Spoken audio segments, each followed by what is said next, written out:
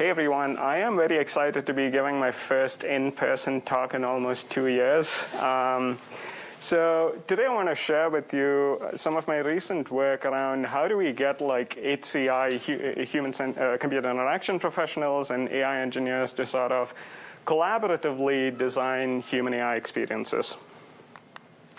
So if you think about it, in the last 20 years or so, we've gotten a lot better at incorporating human-centered design within software engineering workflows. Not AI, but like regular software engineering.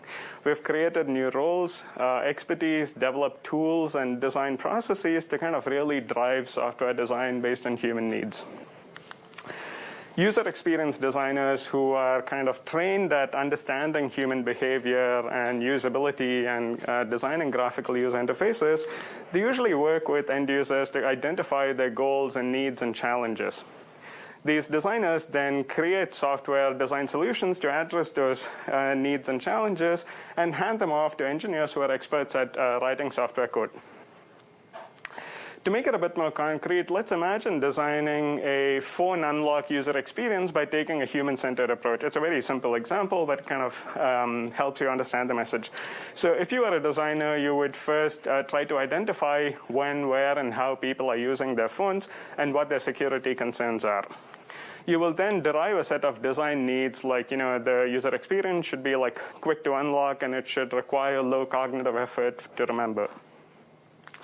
You can then prototype a bunch of interface alternatives, such as a numeric key code, an alphanumeric password, or a pattern-based unlock. And we have really sophisticated prototyping tools that would allow designers to create these high-fidelity, click-through interactive prototypes without writing any code. And as a designer, you can also evaluate these different alternatives with potential end users, and you may determine that numeric key code is the best option. At this point, as a designer, you have fully defined the user experience to unlock the phone, including the interface design, interaction behavior, style guide, the length of the password, and all of that. And you can hand this off to an engineer who will then build to those specifications. And over the years, we've kind of optimized this process for efficiency through things like separation of concerns and modular design, that the interaction between designers and engineers is largely that of coordination and handoff. Now imagine designing an AI-powered phone unlock user experience, one that uses facial identification to authenticate users. The interface design itself is quite simple, and it consists of a blank screen with a single a lock icon. And such an interface experience has to support diverse users and varied contexts of use. Now, unfortunately, unlike conventional software design, designers cannot fully specify the user experience at the interface level alone. The design extends beyond the user interface into the design of different AI subcomponents, as well as in thinking about the training data. And because AI requires writing meta programs to learn from data or examples, engineers cannot build software to exact specifications. Which means the coordination handoff approach is no longer viable for designing AI-powered applications.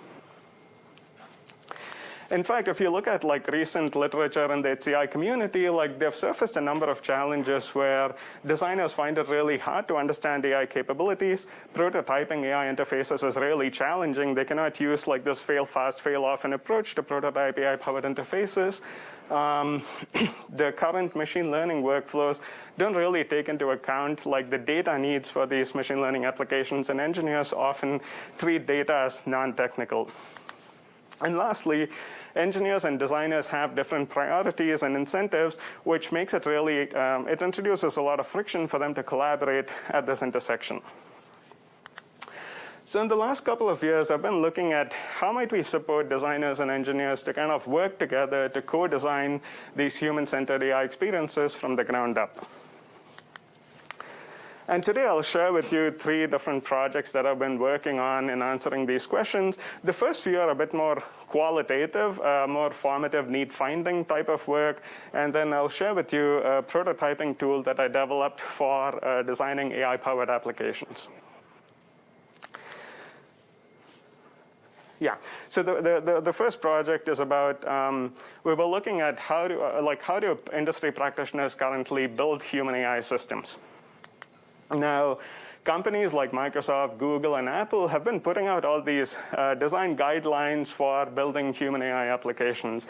And ideally, these guidelines represent best practice advice based on current implementation within these organizations.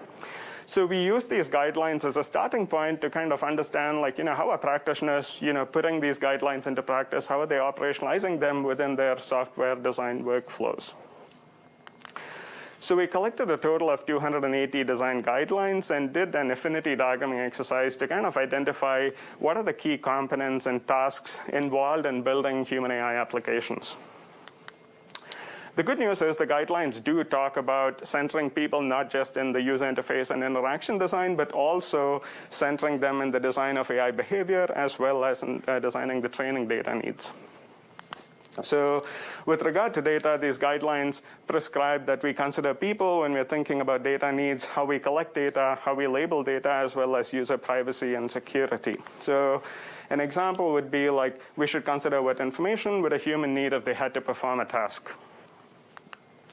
Similarly, in terms of AI behavior, these guidelines recommend that we need to think about people when we are designing the AI's behavior, the assumptions, and how we implement those behavior, thinking about human-centered ways to measure performance of these machine learning models, evaluating them with diverse users, and thinking about things like learnability and so on.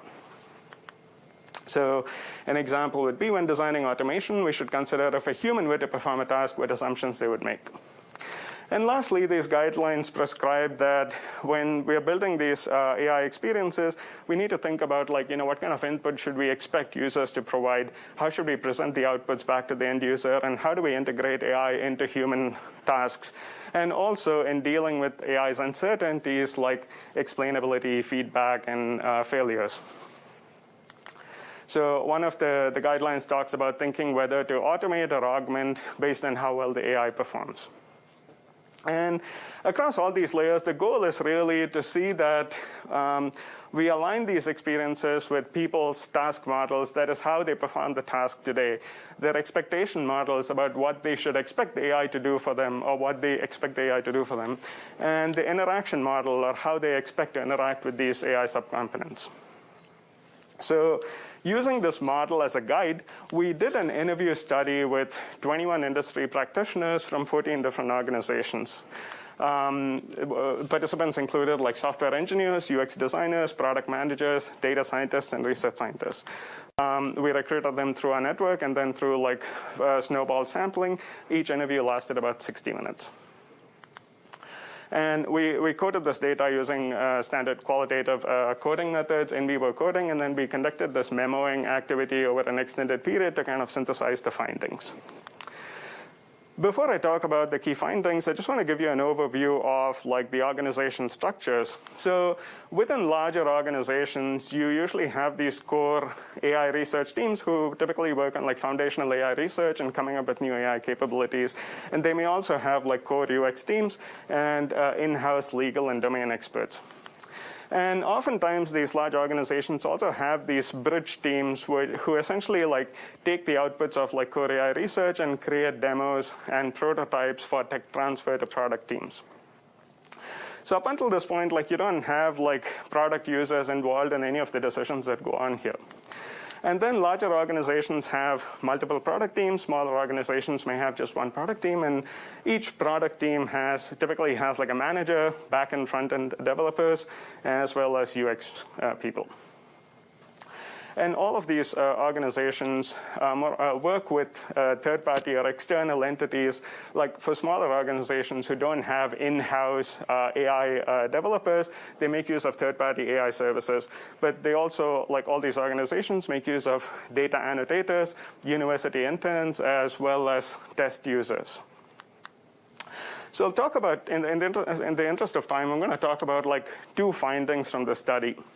The first is that the design engineering boundary sort of poses specific challenges to this cross-disciplinary nature of human AI design. So with conventional software, the user interface acts as sort of this natural seam for designers and engineers to coordinate. And given their differences in expertise, boundary abstractions and separation of concern is actually favored to make the process more efficient. That is, designers don't typically share like low-level details about their interview notes or observation notes or their prototype alternatives with engineers. Similarly, engineers are not required, or they don't share like how they implement the software or details about the code and framework with designers. While this is great for conventional software design, it becomes problematic for designing human AI experiences.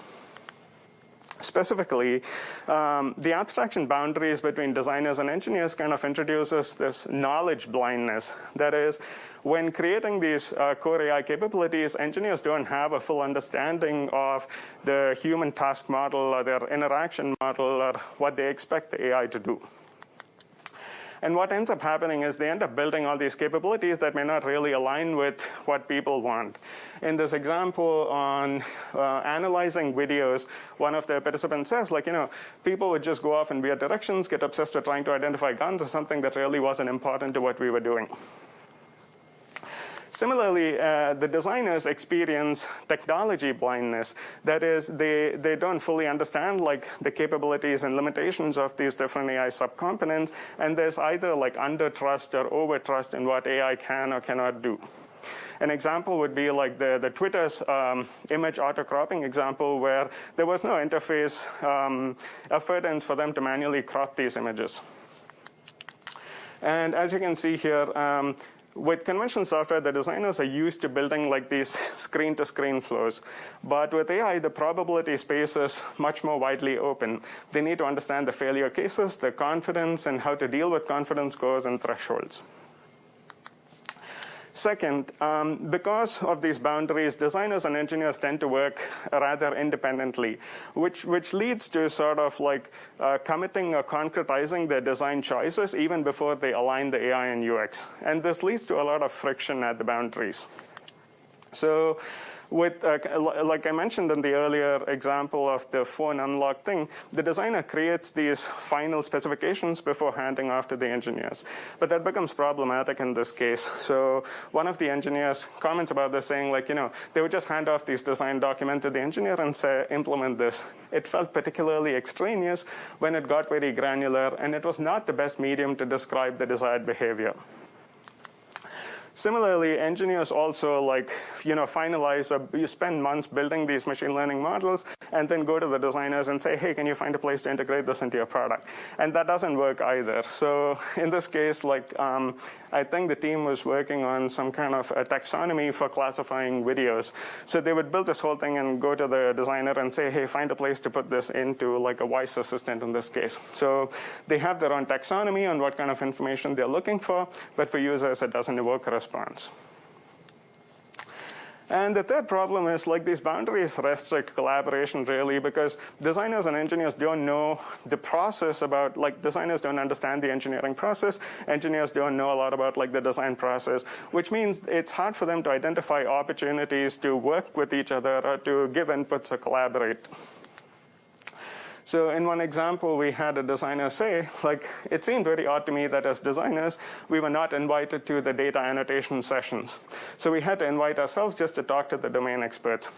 For engineers, their approach is more like the machine is going to figure it out. We could be talking about health or elephants in a circus, and it's all the same to them.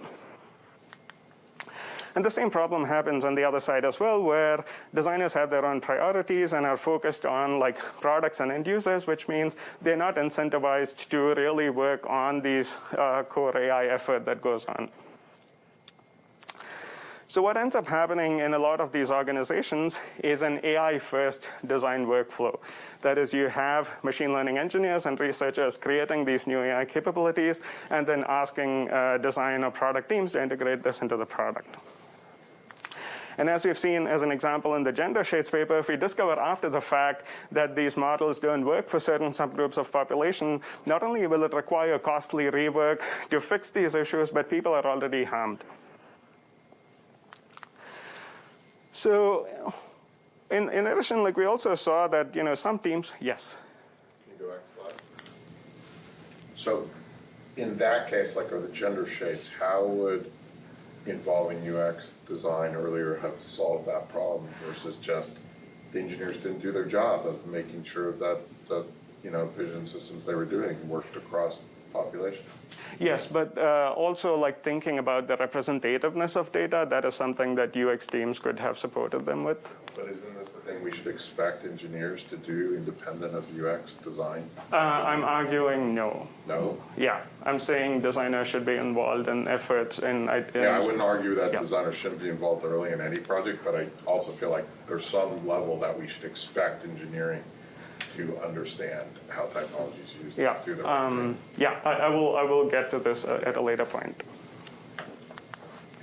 So we also noticed that teams that were successful in actually doing this, they practiced deliberate leaky abstractions at the boundaries that allowed them to sort of collaborate and work with each other.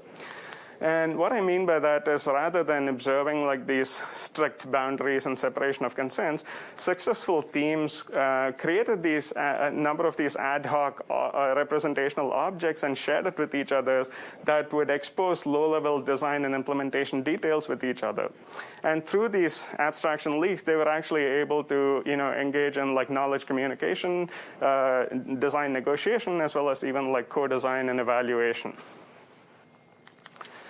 So leaky abstractions, firstly, like they alleviate knowledge blindness, which I mentioned earlier. So in a lot of cases, what we noticed were these designers, rather than doing the whole like user research to final design specifications, they would create these initial envisioning visualizations of sorts and sketches and storyboards and share them with the engineering team to kind of help them think about like how they should be planning out the AI design space. And similarly, the AI product teams, when they think about these new AI capabilities, rather than waiting until the end, they would, usually these are university interns who do these, they create these small prototypes and then share them with the designers and ask them to play around with it to kind of help them understand how machine learning can actually be beneficial in specific use cases. So as this person says, like we got something tangible enough that we could go and actually talk to the designer and be like, here's what we were thinking. It also broke the problem down such that the designers understand here's the benefit of where machine learning can be applied. And further, these abstraction leaks promote design collaboration. So instead of people working on their respective designs in silo, they can actually start to bring in engineers in creating like these UI prototypes. So in this example, this designer was making like a Wizard of Oz prototype of a model, and then they worked with the data scientist to get the model output, who also like explained the reasoning behind these things, how the different weights were set, and how these predictions happened. And they used this to kind of then share with end users to get their feedback. And similarly, the engineers reported things like they find artifacts like storyboards very helpful, which was not true in like the previous case. So here is a situation, and like this is what should happen over the course of this interaction. It's really useful to have back and forth with people who are trained to think carefully about these experiences. And lastly, leaky abstractions support evaluation of design like early on in the process before waiting until a final product is developed and deployed. So in this case, we noticed instances in which like engineers would take like the outputs of machine learning models as spreadsheets and then talk to either legal experts to kind of walk them through what's going on under the hood, or share these outputs with domain experts who would then like label whether like the outputs and predictions are right or wrong, and then they would use that feedback to kind of revise on their models. And these prototypes are also helpful in like evaluating the product with target end users as well. So they would create these different prototypes with visualizations about explainability, and then especially when they are like comparing different algorithms. So in this case, they were working on this image-based search system. So they created around like 20 different versions of the algorithm, and each time they would create these explainable visualizations of the palettes with the original image and the target, and compare them or like get feedback from the end users. So in this way, we saw like a number of these unconventional, boundary negotiation objects that were shared between designers and engineers throughout this AI workflow to communicate about user needs for training data. Designers would create like qualitative code books and share those with labelers and engineers, or communicating user needs for behavior, where they would, like I mentioned earlier, share user scenarios, low fidelity prototypes, provide ground truth data and usage reports. And also invite the engineers into like user evaluation so that they could see firsthand like what's going on. Similarly, engineers also shared things like computational notebooks with designers to kind of help them play around with the data to kind of assess it for like representativeness and so on, or communicate model behavior through these envisioning gray box prototypes, share raw model outputs, and create these dashboards. And they also shared like, these prototypes that would allow designers to kind of evaluate and gather feedback on their own. So based on these findings, we see that Leaky Abstractions offers sort of an alternative to an AI-first design workflow. That is, instead of first creating the AI and then like trying to integrate it to the product team, what we saw that successful teams were doing is like they would create fuzzy or partial specifications of both the AI and the UI. And then by sharing these artifacts through Leaky Abstractions with each other, like the design decision and design details, they were able to collaboratively assess, negotiate, and revise their own design. For example, like an engineer would create like share like an evolving AI behavior with the design team, who would then evaluate it with end users and provide feedback. And not committing to the design at this early stage makes it more pliable for collaboration and inputs. And across like these successive iterations, more and more aspects of the design becomes finalized, and the need for leakiness reduces. And in the final stages, you have a product which is aligned across AI, UI, and humans. So with this first work, we kind of saw that like instead of, yes? In your first abstraction where you just have this complete line, you have design and engineering. When you add in AI, I'm wondering if another issue becomes just more communication, because I've noticed in some companies, instead of just having back-end engineering and front-end engineering, now you also have a machine learning team, and so the UI people, like a lot of things are like, oh, the back-end people say that's the machine learning people's job, and the machine learning people say, oh, no, it's the back-end people. So there's like this more kind of passing the buck, which makes it harder for the UX. Did you see any things like that? This is a bit of a simplified representation, but this applies to many different roles, including like data scientists, domain experts, like in-house, like clinicians, especially like in a healthcare application. And they, like the point I wanted to make was like instead of like a workflow which is more linear, where one person commits to the design and like throws it over the wall, now you have different people like sharing the kind of design decisions they're making, which allows them to sort of realign or adjust their own design and sort of more collaboratively rather than coordinating. So one of the limitations with this first project was because of NDA reasons, like these companies couldn't give us a lot of low-level details about like what they were doing or how this collaboration happened. So to get a better sense of like what's going on through these like shared artifacts, we did a second study where we brought in people to the lab and asked them to work together to design an AI application. So this was an in-lab design study with around 20 participants. We had like 10 UI designers, 10 AI engineers, and they worked in pairs to kind of come up with a solution to a design problem. And we conducted 10 sessions in total. We gave them a very simple problem. We told them, like, can you build an AI-powered application to declutter the photo album?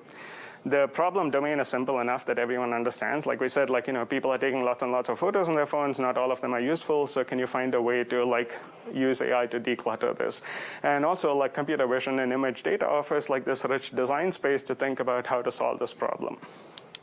And based on the findings from the first study about like sharing these user data and user personas, we created a set of what we're calling data personas, where we have like these 4 different personas about an artist, a parent, an Instagram influencer, and a corporate traveler. But we also gave them like these, the last 15 photos taken by each of these people to kind of help them think about like how they might declutter the photo album.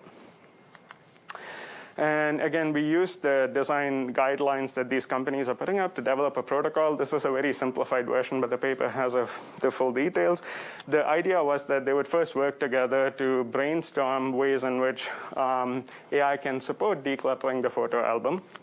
Then they brainstormed how they would implement those behaviors using like AI, including things like deciding features. And was that a question? No.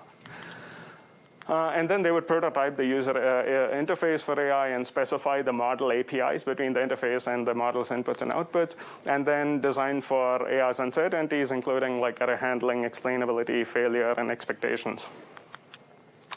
We use qualitative coding to analyze this data. So the main finding I want to share with you is around this idea of like the data we gave with each of the personas, that is the images. They acted as this content common ground for designers and engineers to collaborate. They both have like different domain and expertise. They have different processes they follow and different things they design. But then we saw that this end user data from each of the personas acted as like an anchor point for them to ideate on these designs. What we're calling as like data probes as a tool for design. And what I mean by that is like starting with this idea of like AI in the abstract. Like we never told them what AI behavior we want. We didn't tell them like filter images that are not high quality or any of that. We just told them like use AI to declutter the photos.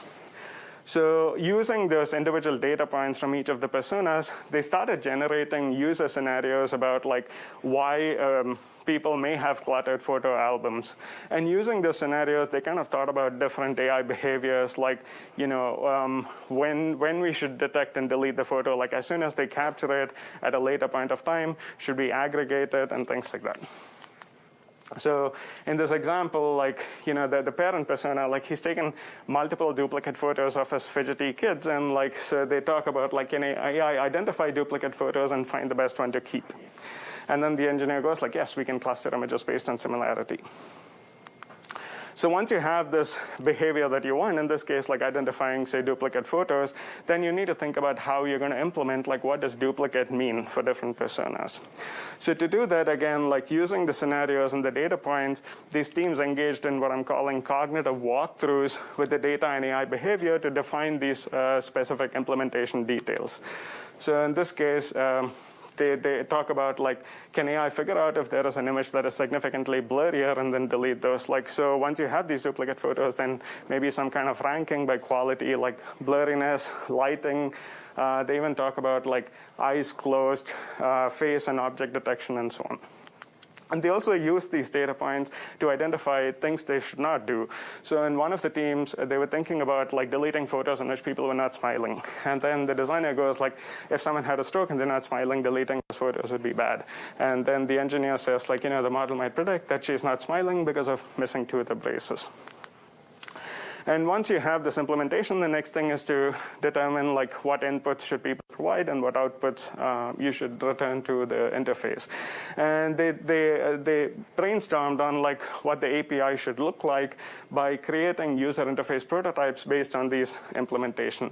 Again, this was an iterative process where the designers would actually use the thumbnail images we gave them for each of the personas. So instead of using like placeholder text and images, we asked them to use the actual data in creating these prototypes. So here they kind of identify like, if they had a large cluster of photos, can we cluster them based on reasons? And then they start to think about explainability and like, how do we assign a reason for why a photo is being deleted? And the engineer kind of explains how it works internally and like, how do we assign different weights to different reasons? And should we return just the top reason for deleting a photo or not? So based on these findings, we proposed this initial process model for co-creating AI experiences. Now, rather than like an AI first or a UI first workflow, this model kind of distributes agency between designers and engineers. Designers can use their data personas, the AI-infused scenarios, expectation models, and interface prototype to shape the AI's design and implementation and API without having technical details. And then our approach also shifts sort of the engineer's mindset towards a more proactive engagement in human-centered design process. And then using the individual data points, teams can engage in like divergent design thinking and mutually constrained convergence towards a solution. Now, the approach that we used in this initial session is fine for like, the first brainstorming kind of session, but as the fidelity of the data and the complexity of the model increases as people start building, they can no longer use this pen and paper approach. But then like the model that we propose can be used to think about like what kind of tools people might need in supporting these different collaborations at different stages of the development process. So I'm going to present to you like one example where we built this prototyping tool based on the findings from this lab study. As I mentioned, like prototyping with real data and machine learning models allow the designers to sort of experience the AI's output and capabilities firsthand as they are building this. But if we look at conventional UI prototyping tools, they kind of look like this, which is essentially like a closed box view where you only put in like placeholder text and images and so on. And if the designers are going to like, explore the model on their first hand or see what the outputs look like, they may have to work with different tools for model exploration and evaluation. So with Prototype, our intent was to see how we can like combine this model exploration, user interface prototyping, and evaluation within a single workflow that we're calling model-informed prototyping. We developed this tool called Proto AI to support this prototyping workflow. And I'll give you a quick walkthrough of this tool. At a high level, the tool has 4 main tabs. The first tab is a collection of machine learning models and services. And then you have this data tab where you can like gather user inputs and data and like run the model with those data as part of your prototyping process. And then you have the standard UI prototyping tab. And then there's a tab for evaluating your different prototypes. Let me walk you through this tool by taking this very simple example of, imagine you're building an application where you input an image, and then the model classifies and outputs a label for that. This is similar to like a lot of applications we see with things like the Birder app, where you can recognize species of birds by inputting an image. So to prototype this experience, the designer would first go and select the image classification model and go to the data tab. Here, they can upload like a CSV file of birds they have already collected along with some ground truth data. And using this input, they can actually run the model. And over here, the model returns like 3 different outputs with a different confidence score for each label.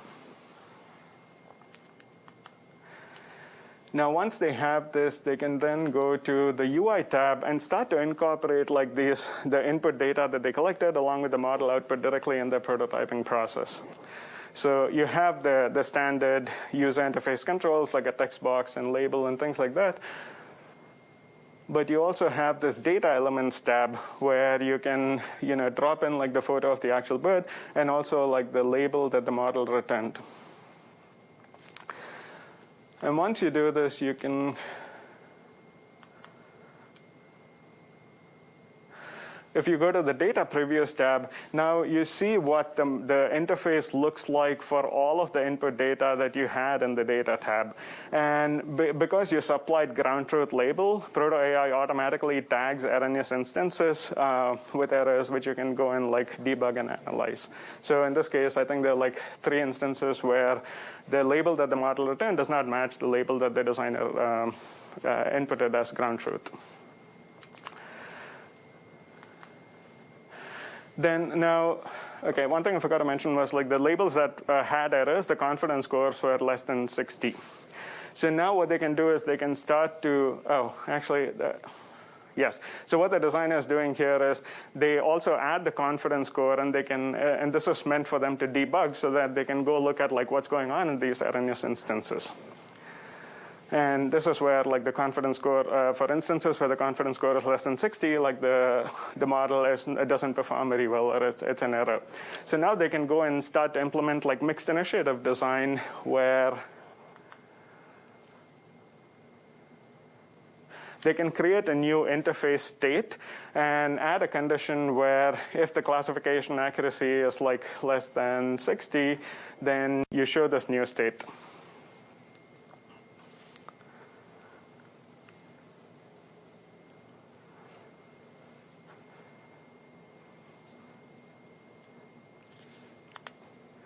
So over here, instead of just showing one label, they can return all of the labels, but also let the end user enter their own label if they choose to.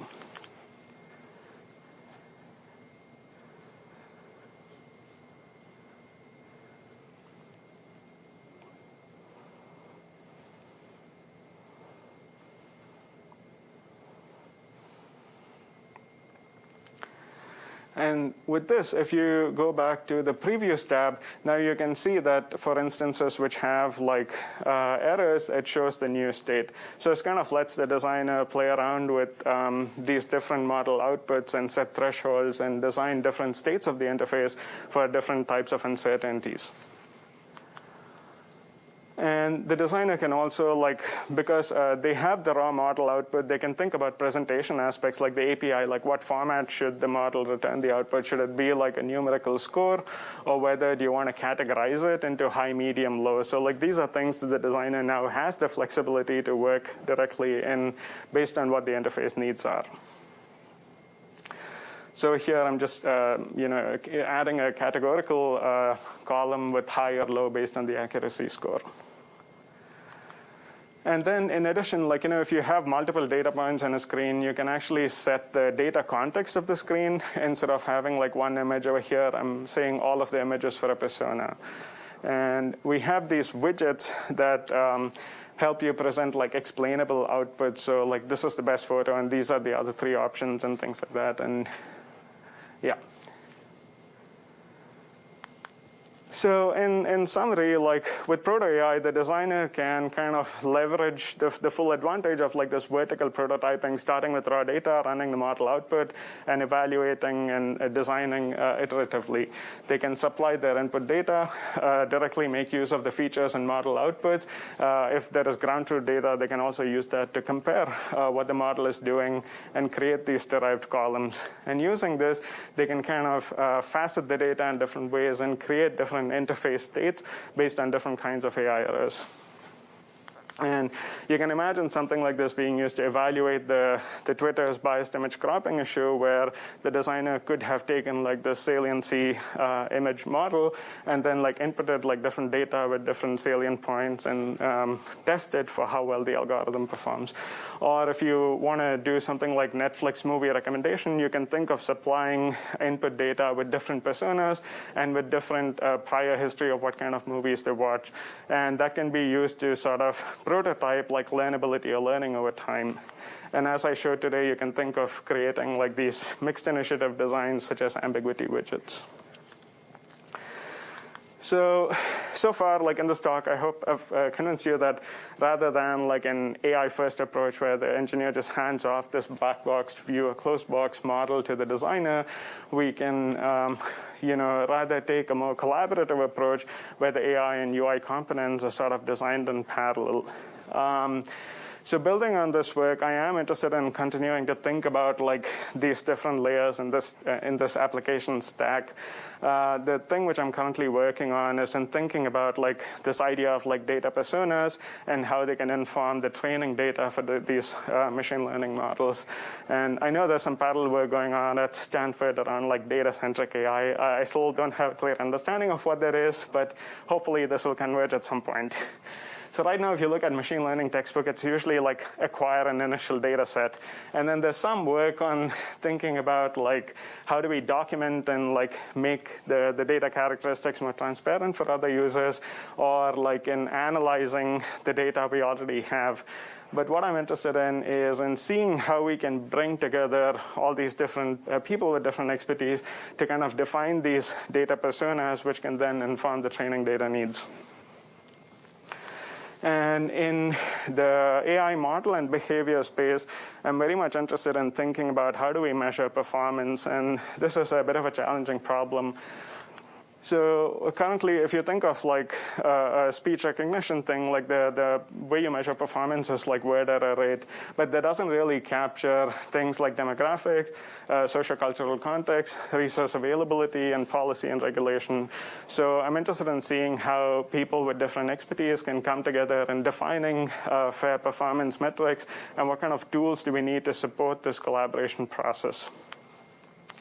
And lastly, I'm interested in extending some of the work which we've done in Proto-AI to think about explainability and how do we bring in end users in identifying some of the errors. So in the current version where you have the data previews tab, it's mainly the designer who looks for these errors. But in some cases, the designers may not know or cannot say like whether it's an error or not. So I'm interested in seeing how we can bring in end users and what kind of explainable support they may need to debug these design on their own. But more broadly, like in addition to thinking about like how do we support expertise and collaboration and what kind of tools we may need, I also do a lot of work on designing these interactive intelligent systems using AI specifically for human learning, creativity, and sense making. Right now, I have started some new conversations and projects around thinking about AI literacy for K through 12, learning in the wild, that is learning outside classroom settings, like how we can take what we know from best practices and learning in the classroom and e-learning and apply them to more open-ended setting. And I'm also interested in science communication through visualizations and text. So if you're a master's student or an undergrad looking to work on research projects, please, please, please reach out to me. And with that, I will take questions.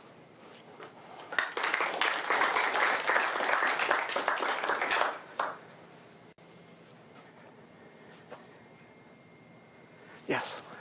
So in Proto-AI, that evaluation tab, maybe I missed it, it's mainly about evaluating the model and not doing like a user test. And so I'm wondering, like you need to do both in a real prototyping tool. And so I'm wondering how would you imagine adding that capability and how you look at that data versus the model data, like they're intermixed, and like what would be the way to kind of understand it? Yes. So like the thing which I'm thinking right now is around this idea of like error-driven design. Like in this case, like you have these designers who bring in their own data and try to evaluate the interface layout and design for these models and what affordances they should provide in terms of explainability and things. But I am interested in seeing how we can take this tool and like give it to end users who can then supply their own input data, sort of like the click-through prototype, but users inputting their own data and like the model running, and then they're able to like annotate their different outputs sort of as a feedback. But that's a good question, and I'm still thinking about how to bring in what we know from like user testing and what kind of how do we measure like usability and things like that into Proto-AI. Yeah. It seems like you focused on the design process, but the product lifecycle, there's also monitoring and maintenance and improvement, and there's issues of drift in the data or in the user needs. Could this process be extended throughout the product lifecycle? That is a good question. The thing is, the answer is yes, because a lot of these models are designed to learn and adapt and evolve over time. A little bit of stuff we've done is like demonstrating how you can test this up front with the Netflix example I talked about. But it would be interesting to see like how what practitioners do in terms of like collecting these system usage logs and how they sort of revise their model. Yes. We have an online question, Andy. Yes. What is Proto-AI's licensing model? Right now, it's a research prototype.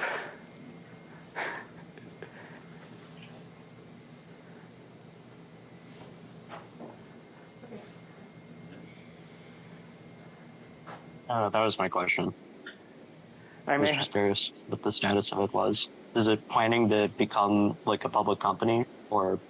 we are Expand. trying to find ways to commercialize it, but as of right now, it's just an academic research prototype.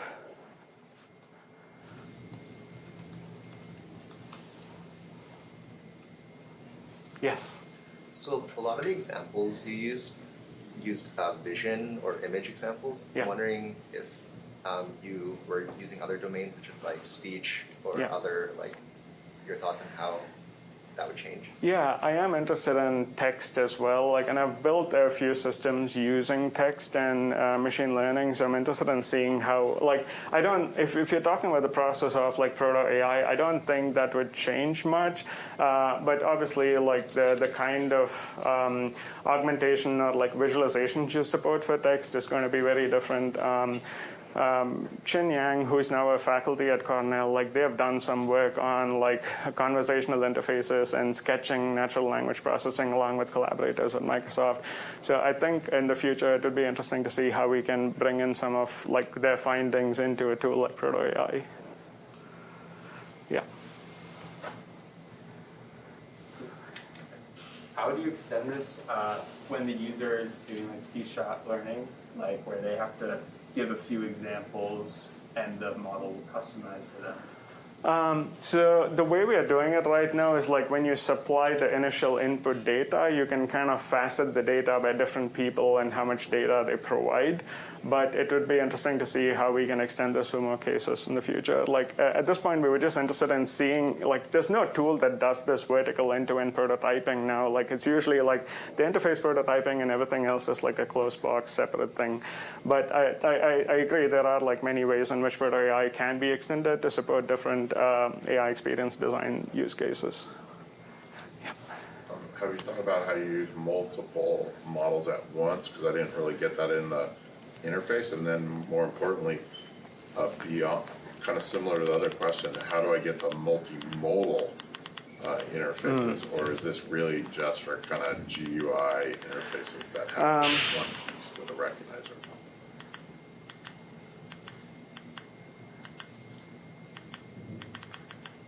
So right now we do support multiple models. Like I selected just one model, but you can select multiple over here, and it would have like what we're calling a simplified model card for each of these.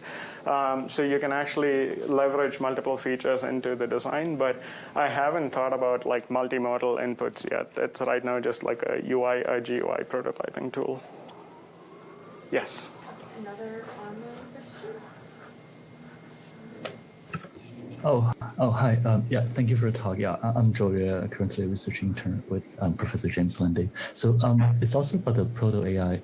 So I guess it's still a bit like engineering driven because currently it's based on working prototypes, like working models. For example, here, like image classification is a pretty well developed task. But what if the design team is given design to something that's, the engineering team is still working on, like still researching on, and doesn't have a prototype that works very well? Great question. The way we support that is you don't need to have like this model to be able to use Proto AI. So you can imagine in the scenario you're talking about where the designer gets in the input data and they manually create what the behavior has to be like for each of this input data. So they can just upload the whole thing as a spreadsheet. And once they figure out like what works, and they can share this to the engineers to kind of communicate like the behavior or design concept. So having a working model is not a requirement to use this prototyping workflow. So in your future work, you mentioned about involving more stakeholders in data creation and also to define performance metric. Yeah. I wonder how does your finding in design and engineering team and also the process model being extended to this scenario? Yeah, so I think again there, like what I'm interested in is in seeing like what kind of leaky abstractions can support this kind of collaboration. So if you think of like the data visualization community, like you have a lot of these tools that would allow visualization designers to create data sets with certain statistical properties to help them like think through like these visualizations. And we have some stuff around like, I don't know if you've seen like this app which generates like faces based on like certain parameters. So I'm interested in seeing like what kind of queries will we need from all these different experts to generate like synthetic data sets for like training the AI or for evaluating these behavior. But a lot of this would revolve around like leaky abstractions and the types of representations that multiple people can use. One example is in some of our design sessions, we had, like the interviews, we had these machine learning engineers who would, once they have some data in a working model, then they would sit with a legal expert and then talk about like, this is the data we need and this is what it does. And then in some cases where there's a disagreement, then they would think about like, what else can you use to do this instead of collecting this data? So I think like having those kind of conversations up front and thinking about these data probes is the direction I'm thinking. Yeah. Nice. Kind of on so great talk. On kind of a related note, I'm wondering about your future work in terms of data personas and a little bit on what you touched here. And I guess some of the concerns in the design field around personas in terms of there being a lot of bias and challenges there. And I'm wondering, what are your thoughts on how do you address data personas as a potential source of bias as well in terms of creating these? Yeah. I think like the way I'm thinking about it is like by involving these multiple stakeholders is eventually to have like a more representative set. Like you said, like if you had just one person like making these personas, it's obviously going to be biased and limited in scope. So I'm trying to see like if we can like crowdsource or curate like a set of data personas from different people, different geographies and backgrounds to kind of create a more comprehensive set, which can then be used across different application domains. Thanks. Nice. Well, I think then let's thank Hari and yeah. Thank you.